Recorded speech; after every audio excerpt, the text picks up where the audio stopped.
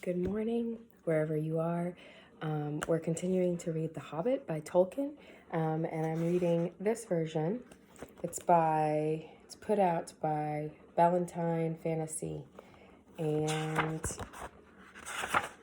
I'll have to look up when this version was printed.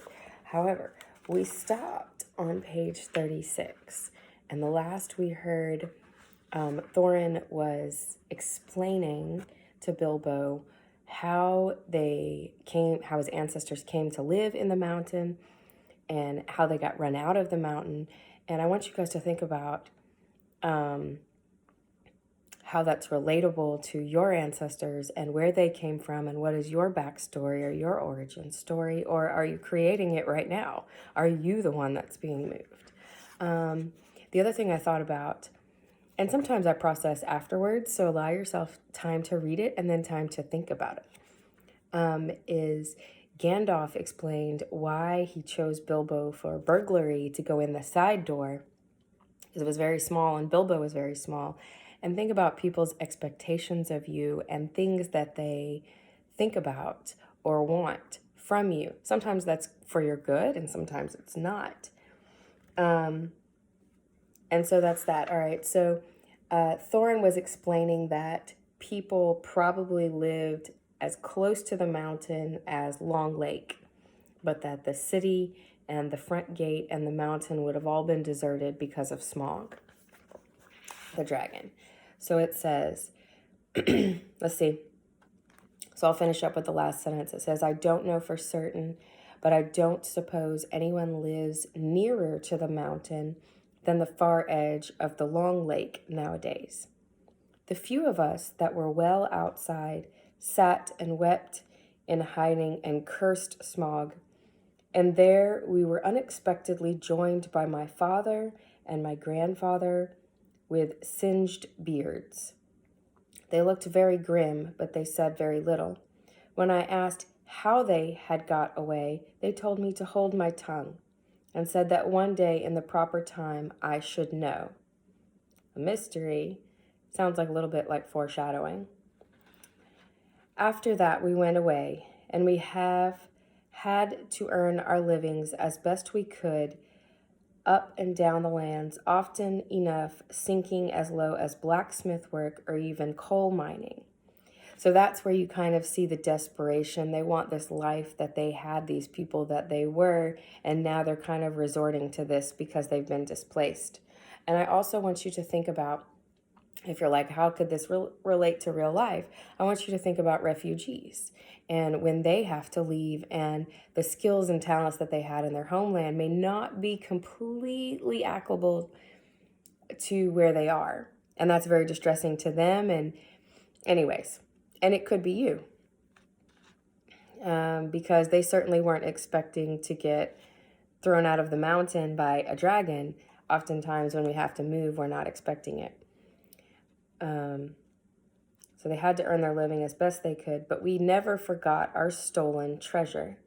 And even now, when I will allow, we have a good bit laid by, money-wise is what he's saying, a good bit laid by, and are not so badly off. Here Thorin stroked the gold chain round his neck.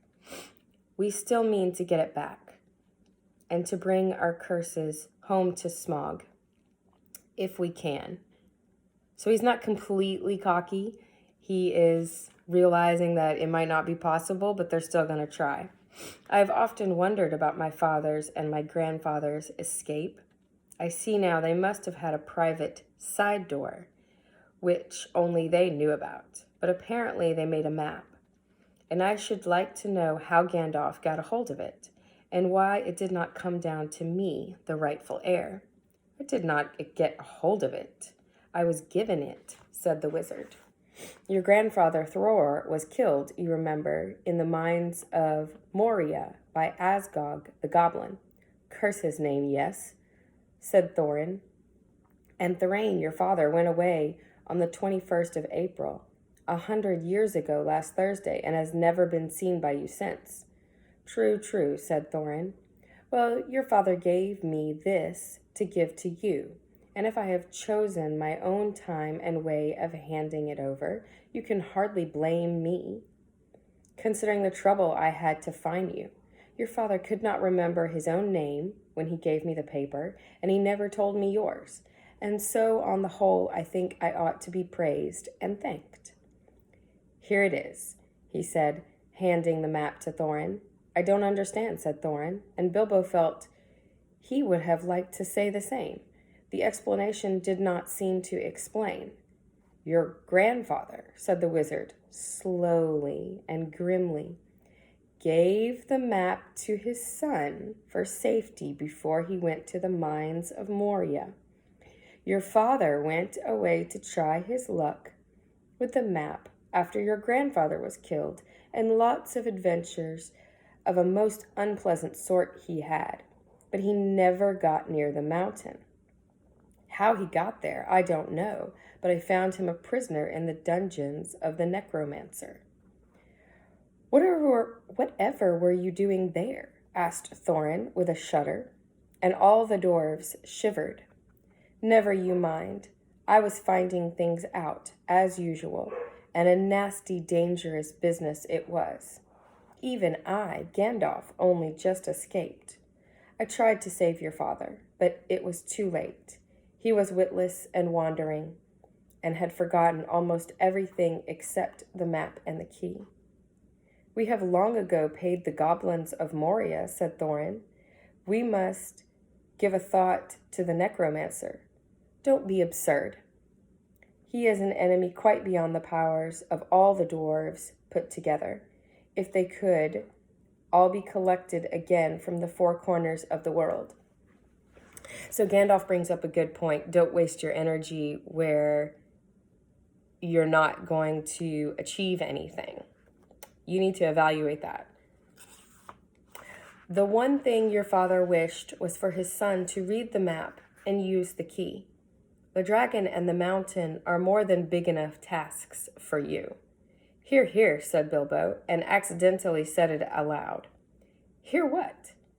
they all said, turning suddenly towards him, and he was so flustered that he answered, "Hear what I've got to say." "What's that?" they asked. "Well, I should say that you ought to go east and have a look around. After all, there is the side door, and the dragons must sleep sometimes, I suppose. If you sit on the doorstep long enough, I dare say you will think of something. And well, don't you know, I think we have talked long enough for one night, if you see what I mean. What about bed at an early start and all that? I will give you a good breakfast before you go." "Before we go, I suppose you mean," said Thorin. "Aren't you the burglar? And isn't sitting on the doorstep your job, not to speak of getting inside the door? But I agree about bed and breakfast. I like eggs with my ham when starting on a journey, fried, not poached, and mind you, don't break 'em." After all the others had ordered their breakfasts without so much as a please, which annoyed Bilbo very much, they all got up. The Hobbit had to find room for them all, and filled all his spare rooms and made beds on chairs and sofas before he got them all stowed and went to his own little bed very tired and not altogether happy. One thing he did make his mind up about was not to bother to get up very early and cook everybody else's wretched breakfast. The tookishness was wearing off, and he was not now quite so sure that he was going on any journey in the morning. As he lay in bed, he could hear Thorin still humming to himself in the best bedroom next to him. "Far over the misty mountains cold, to dungeons deep and caverns old, we must away ere break of day to find our long-forgotten gold." Bilbo went to sleep with that in his ears, and it gave him very uncomfortable dreams. It was long after the break of day when he woke up. And so now we're halfway through our 20 minutes. I'm at about 9 minutes. You should do something. You should read for 20 minutes a day and start building that habit. And then you can build on other habits that you're thinking about that maybe seem like a bigger task. Okay, so chapter 2, roast mutton. Up jumped Bilbo, and putting on his dressing gown, went into the dining room. There he saw nobody, but all the signs of a large and hurried breakfast. There was a fearful mess in the room, and piles of unwashed crocks in the kitchen. Nearly every pot and pan he possessed seemed to have been used. The washing up was so dismally real that Bilbo was forced to believe the party of the night before had not been part of his bad dreams, as he had rather hoped. Indeed, he was really relieved, after all, to think that they had all gone without him, and without bothering to wake him up. But with never a thank you, he thought. And yet, in a way, he could not help feeling just a trifle disappointed. The feeling surprised him. "Don't be a fool, Bilbo Baggins," he said to himself, "thinking of dragons and all that outlandish nonsense at your age." So he put on an apron, lit fires, boiled water, and washed up. Then he had a nice little breakfast in the kitchen before turning out the dining room. By that time, the sun was shining, and the front door was open, letting in a warm spring breeze. Bilbo began to whistle loudly and to forget about the night before. In fact, he was just sitting down to a nice little second breakfast in the dining room by the open window when in walked Gandalf. "My dear fellow," said he, "whenever are you going to come? What about an early start? And here you are having breakfast, or whatever you call it, at 10:30. They left you the message because they could not wait." "What message?" said poor Mr. Baggins, all in a fluster. "Great elephants," said Gandalf. "You are not at all yourself this morning. You have never dusted the mantelpiece." "What's that got to do with it? I have had enough to do with washing up for 14. If you had dusted the mantelpiece, you would have found this just under the clock," said Gandalf, handing Bilbo a note, written, of course, on his own notepaper. This is what he read: "Thorin and Company, to burglar Bilbo, greeting. For your hospitality, our sincerest thanks, and for your offer of professional assistance, our grateful acceptance. Terms: cash on delivery, up to and not exceeding 1/14 of total profits, if any. All traveling expenses guaranteed in any event. Funeral expenses to be defrayed by us or our representatives, if occasion arises and the matter is not otherwise arranged for. Thinking it unnecessary to disturb your esteemed repose," sleeping, "we have proceeded in advance to make requisite preparations, and shall await your respected person at the Green Dragon Inn, Bywater, at 11 a.m. sharp, trusting that you will be punctual. We have the honor to remain yours deeply, Thorin and Company." "That leaves you just 10 minutes. You will have to run," said Gandalf. "But," said Bilbo. "No time for it," said the wizard.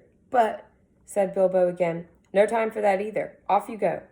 To the end of his days, Bilbo could never remember how he found himself outside without a hat, walking stick, or any money, or anything he usually took when he went out, leaving his second breakfast half finished and quite unwashed up, putting his keys into Gandalf's hands and running as fast as his furry feet could carry him down the lane, past the great mill, across the water, and then on for a whole mile or more.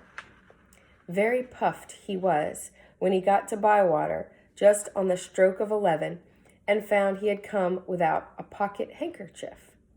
"Bravo," said Balin, who was standing at the inn door looking out for him. Just then all the others came round the corner of the road from the village. They were on ponies, and each pony was slung about with all kinds of baggages, packages, parcels, and paraphernalia. There was a very small pony, apparently, for Bilbo. Pause for a second. Take a sip of coffee.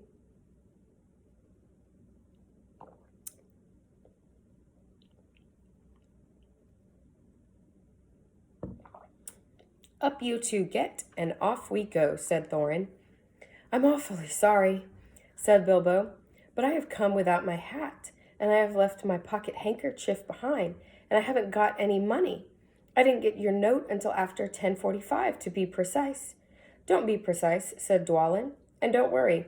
You will have to manage without pocket handkerchiefs and a good many other things before you get to the journey's end. As for a hat, I have got a spare hood and cloak in my luggage."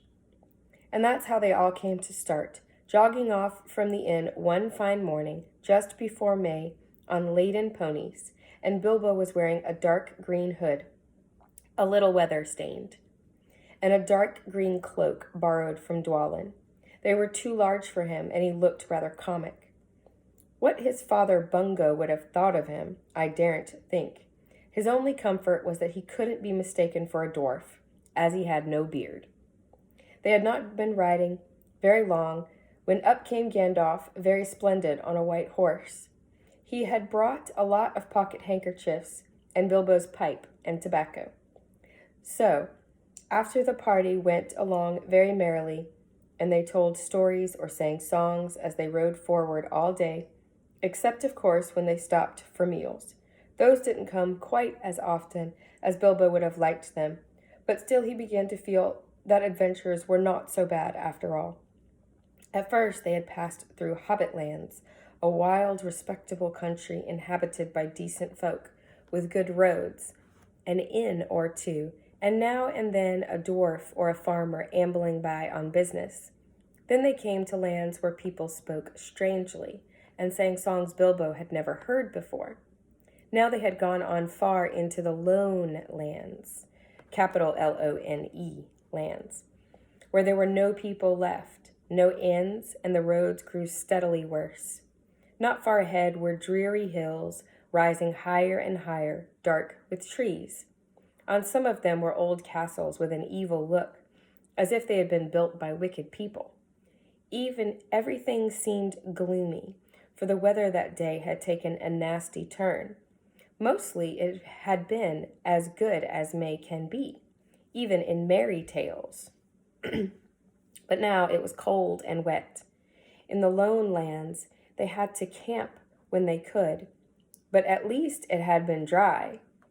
"To think it will soon be June," grumbled Bilbo, as he splashed along behind the others in a very muddy track.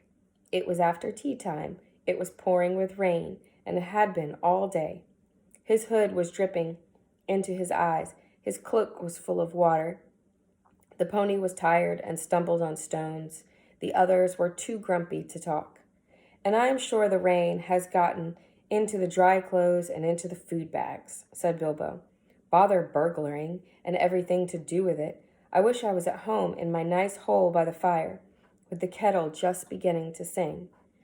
It was not the last time that he wished that. Still the dwarves jogged on, never turning round or taking any notice of the hobbit. Somewhere, behind the gray clouds, the sun must have gone down, for it began to get dark. Wind got up, and the willows along the river bank bent and sighed. I don't know what river it was, a rushing red one, swollen with the rains of the last few days, that came down from the hills and mountains in front of them. Soon it was nearly dark. The winds broke up the gray clouds, and a waning moon appeared above the hills between the flying rags. Then they stopped, and Thorin muttered something about supper, and where shall we get a dry patch to sleep on? Not until then did they notice that Gandalf was missing. So far he had come all the way with them, never saying if he was in the adventure or merely keeping them company for a while. He had eaten most, talked most, and laughed most, but now he simply was not there at all. "Just when a wizard would have been most useful too," groaned Dori and Nori, who shared the hobbits' views about regular meals, plenty and often. They decided in the end that they would have to camp where they were. So far they had not camped before on this journey, and though they knew they would soon have to camp regularly when they were among the misty mountains and far from the lands of respectable people, It seemed a bad, wet evening to begin on. They moved to a clump of trees, and though it was drier under them, the wind shook the rain off the leaves, and the drip, drip was most annoying. Also, the mischief seemed to have gotten into the fire. Dwarves can make a fire almost anywhere out of almost anything, wind or no wind, but they could not do it that night, not even Oin and Gloin, who were especially good at it. Then one of the ponies took fright at nothing and bolted. He got into the river before they could catch him, and before they could get him out again, Feely and Keely were nearly drowned, and all the baggage that he carried was washed away off him. Of course, it was mostly food, and there was mighty little left for supper, and less for breakfast. There they all sat glum and wet and muttering, while Oin and Gloin went on trying to light the fire and quarreling about it. Bilbo was sadly reflecting that adventures are not all pony rides in May sunshine when Balin, who was always their lookout man, said, "There's a light over there." There was a hill some way off with trees on it, pretty thick in parts. Out of the dark mass of the trees, they could see now a light shining, a reddish, comfortable-looking light, as it might be a fire or torches twinkling. When they had looked at it for some while, they fell to arguing. Some said no, and some said yes. Some said they could but go and see, and anything was better than little supper, less breakfast, and wet clothes all the night. Others said, "These parts are none too well known, and are too near the mountains. Travelers seldom come this way now. The old maps are no use. Things have changed for the worse, and the road is unguarded. They have seldom ever heard of the king around here, and less inquisitive you are as you go along, the less trouble you are likely to find." Some said, "After all, there are 14 of us." Others said, "Where has Gandalf got to?" This remark was repeated by everyone. Then the rain began to pour down worse than ever, and Oin and Gloin began to fight. So I've gone over, but I wanted to see what was going to happen. We got that long kind of description of this very gloomy travel, and things kind of seem to get worse and worse and worse, and that affects all of their moods. But now they have seen this light, and they're trying to decide if they're going to go and check it out. So I have stopped at the top of page 45. Thank you guys for your 20 minutes.